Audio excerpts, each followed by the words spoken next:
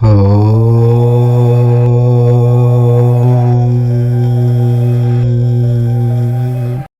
సోమవారం. నిమ్మకాయతో ఈ చిన్న పని చేస్తే లక్షలు కాదు కోట్లు సంపాదిస్తారు. సోమవారం నిమ్మకాయతో ఈ పరిహారం చేయటం వల్ల మీ ఇంట్లో ఉన్న డబ్బు రెట్టింపు అవుతుంది. మీ ఇంటికి ఉన్న వాస్తు దోషాలు కూడా తొలగిపోతాయి. మన ఇంటిలో డబ్బు నిల్వ ఉండకపోవడానికి ముఖ్య కారణం వాస్తు దోషాలు.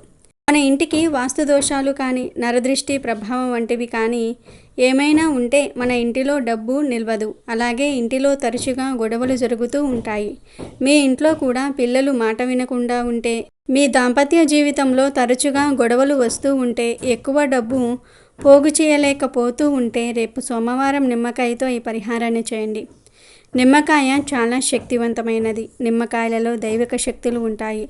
నిమ్మకాయను మన పూర్వీకుల కాలం నుండి దిష్టి తీయడానికి ఉపయోగిస్తూ ఉంటారు. నిమ్మకాయతో పరిహారం చేయటం వల్ల చాలా ప్రయోజనాలు కలుగుతాయి. నిమ్మకాయ మనకు ఉన్న ఆర్థిక, మానసిక సమస్యలను అధిగమిస్తుంది. నిమ్మకాయ శుక్ర, చంద్ర గ్రహాలతో సంబంధం కలిగి ఉంటుంది.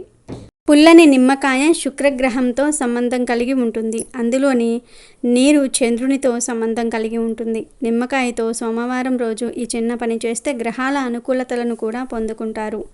నిమ్మకాయతో ఈ పరిహారం చేస్తే మన జీవితంలో డబ్బుకు, ఆనందానికి లోటు ఉండదు. కుటుంబ వృద్ధి, ఉద్యోగపరంగా ఉన్న సమస్యలు కూడా తొలగిపోతాయి. మన అందరి జీవితం డబ్బుపైనే ఆధారపడి ఉంటుంది. డబ్బులు ఎవరికైనా అవసరం. డబ్బు లేకుండా ఉండలేరు. ప్రతి అవసరానికి డబ్బు ఉండాల్సిందే. అయితే కొందరికి ఎంత కష్టపడి సంపాదించినా ఇంట్లో రూపాయి కూడా మిగలదు. డబ్బు లేని జీవితాన్ని ఊహించుకోవటం చాలా కష్టం. ప్రతి వ్యక్తి జీవితంలో డబ్బు ఒక ముఖ్యమైన భాగంగా మారింది. డబ్బు సంపాదన కోసం పగలనక రాత్రనక శ్రమించి దాన్ని పొదుపు చేసుకునేందుకు ఎన్నో కలలు కంటూ ఉంటాము. అయితే కొన్నిసార్లు డబ్బు సంపాదించిన తర్వాత అది నిలబడదు. దీంతో అనేక ఇబ్బందులు ఎదుర్కోవాల్సి వస్తుంది. ఎన్ని రకాలుగా ప్రయత్నించినా డబ్బుకు సంబంధించిన సమస్యలు తొలగిపోవు. డబ్బులు వచ్చిన వెంటనే ఎక్కడ ఖర్చు చేస్తామో తెలియకుండా అయిపోతూ ఉంటుంది. అయితే సంపాదించిన డబ్బు నిలబడాలంటే సోమవారం నిమ్మకాయతో ఒక చిన్న పరిహారాన్ని పాటించాలి. నిమ్మకాయతో కలిగే ప్రయోజనాల గురించి ప్రత్యేకంగా చెప్పనవసరం లేదు. ఇంటి పనుల నుంచి ఒంటి పనుల వరకు అన్నిటిల్లోనూ కూడా ఇది మీకు చక్కగా ఉపయోగపడుతుంది. నిమ్మకాయలను మనం సహజంగా దేవతా పూజల్లోనూ వంటకాలలోనూ వాడుతూ ఉంటాము. చాలామందికి తెలియని విషయం ఏమిటి అంటే నిమ్మకాయలను తంత్ర పూజల్లో, వశీకరణంలో కూడా వాడుతూ ఉంటారు. అయితే నిమ్మకాయను ఉపయోగించి డబ్బును మీ వైపు ఎలా ఆకర్షించుకోవాలో ఈ వీడియోలో తెలుసుకుందాము. రేపు సోమవారము నిమ్మకాయతో ఏ పరిహారం చేస్తే మీరు కోట్లను సంపాదించగలుగుతారో కూడా ఈ వీడియోలో వివరంగా తెలుసుకుందాము. అంతకన్నా ముందు మా వీడియో నచ్చితే లైక్ చేసి షేర్ చేయండి. అలాగే మా ఛానల్ని కూడా సబ్స్క్రైబ్ చేసుకోండి. ఇక వీడియోలోకి వస్తే శివుడాజ్ఞ లేనిదే చీమైనా కుట్టదని అంటారు. అంటే ఈ సృష్టిలో జరిగే ఏ చర్య అయినా శివుని ఆజ్ఞతోనే నడుస్తుంది.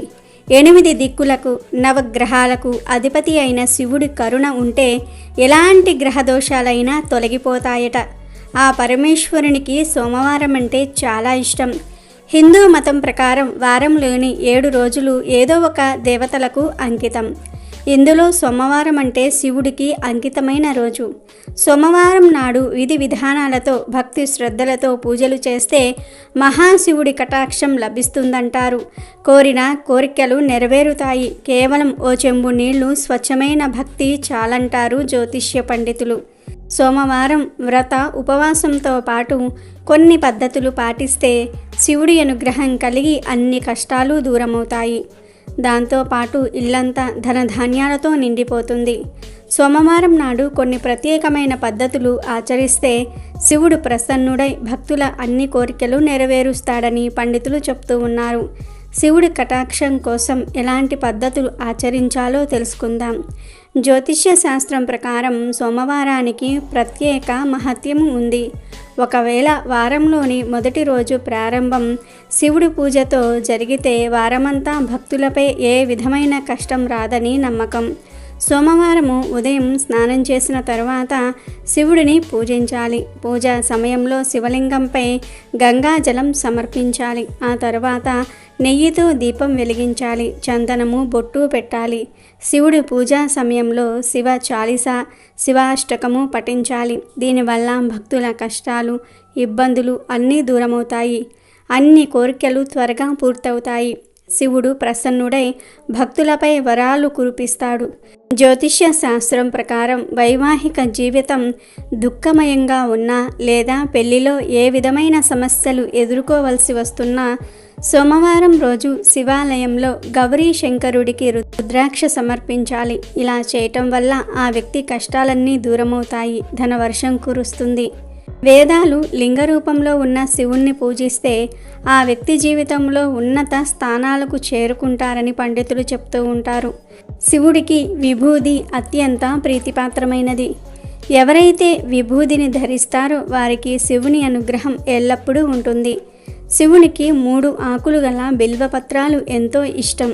శివుడిని పూజించేటప్పుడు బిల్వపత్రంపై తెల్లటి చందనం రాసి ఆ శివుడికి అర్పించాలి. మనసులోని కోరికలు పూర్తవుతాయి. దాంతోపాటు ఇంట్లో లక్ష్మీదేవి ఆవాసం ఉంటుంది. సోమవారం నాడు పూజ చేసే సమయంలో శివమంత్రం ఓం నమఃశివాయ పఠించాలి. దీనివల్ల ఇంట్లో ధనవర్షం కురుస్తుంది. ఆ వ్యక్తి ఆదాయంలో వృద్ధి కనిపిస్తుంది. ఇంట్లో శివలింగం పెట్టుకున్నవారు ఖచ్చితంగా జలధార ఉండేలాగా చూసుకోవాలి. జలధార లేకుండా శివలింగం పెట్టుకుంటే నెగటివ్ ఎనర్జీ అట్రాక్ట్ అవుతుందని గుర్తుంచుకోవాలి. శివుడికి వెలగపండు ఎంతో ఇష్టం.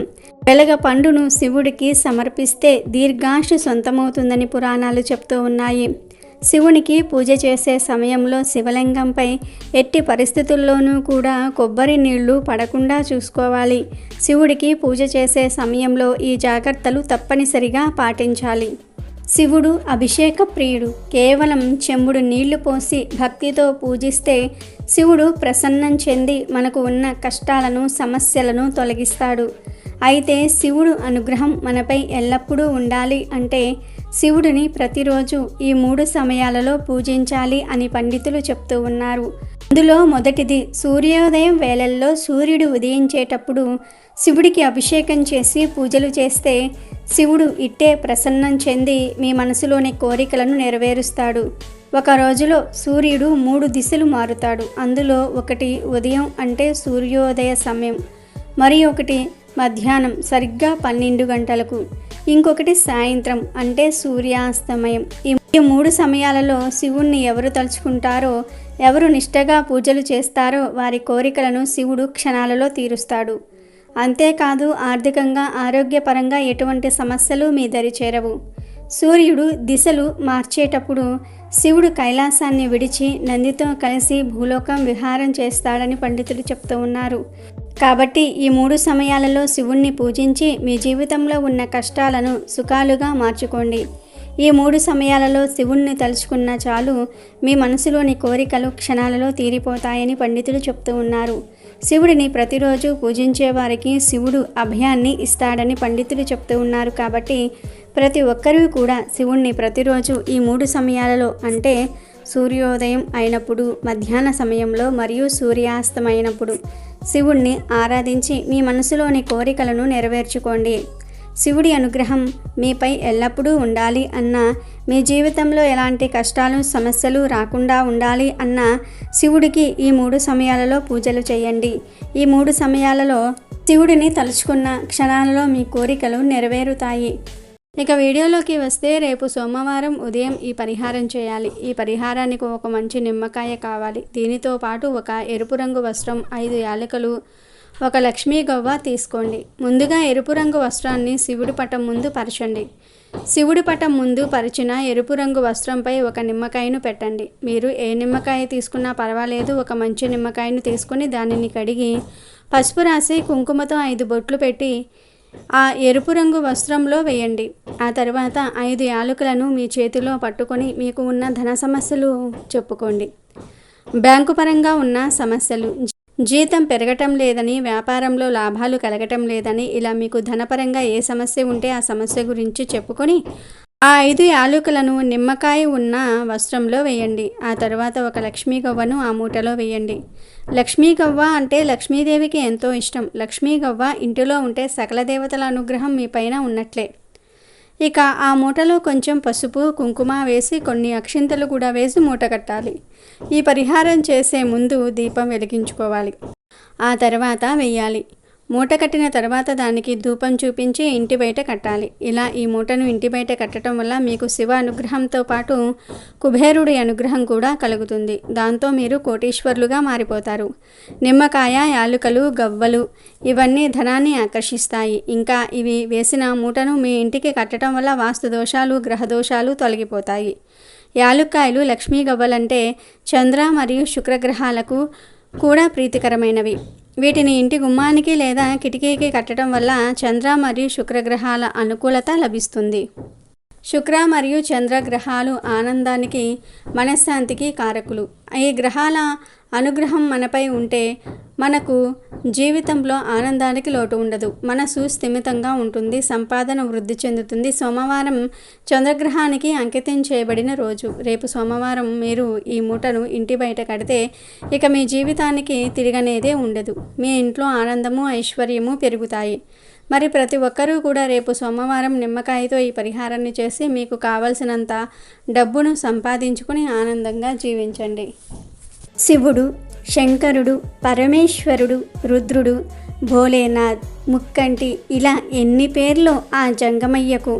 చేతిలో శూలం, మెడలో సర్పం, పులి చర్మం కట్టుకుని ఒళ్ళంతా బూడిద పూసుకుని ఎప్పుడూ ధ్యానంలో మునిగిపోయే ఆదియోగి అణువణువుకు ఓ చరిత్ర ఉందని చెప్తూ ఉన్నాయి పురాణాలు.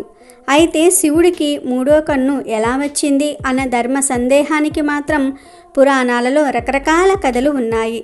తెరిస్తే చాలు భస్మమయ్యే ఆ మూడో కన్ను గురించి పురాణాలు ఏం చెప్తూ ఉన్నాయో ఓసారి చూద్దాం.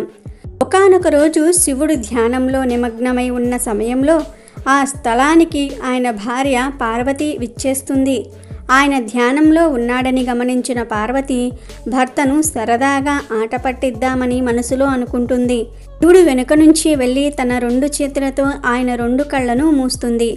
అయితే శివుడు ఎడమ కన్ను చంద్రుణ్ణి, కుడి కన్ను సూర్యుణ్ణి సూచిస్తుంది. అయితే పార్వతీదేవి ఆ 2 కళ్ళను మూసేయటంతో ముల్లోకాలు మొత్తం కూడా చీకటిని అలుముకుని అల్లకల్లోలంగా మారుతాయి. దేవతల నుంచి పామరుల వరకు అందరూ ఆందోళన చెందుతూ ఉంటారు. ఆ క్రమంలోనే నీలకంఠుడు తనలోని శక్తినంతా కూడా పోగేసి తన నుదిటి నుంచి అగ్నిని ఉద్భవింపచేస్తాడు. ఆ అగ్నితో ముల్లోకాలకు వెలుగును ప్రసాదింపజేస్తాడు.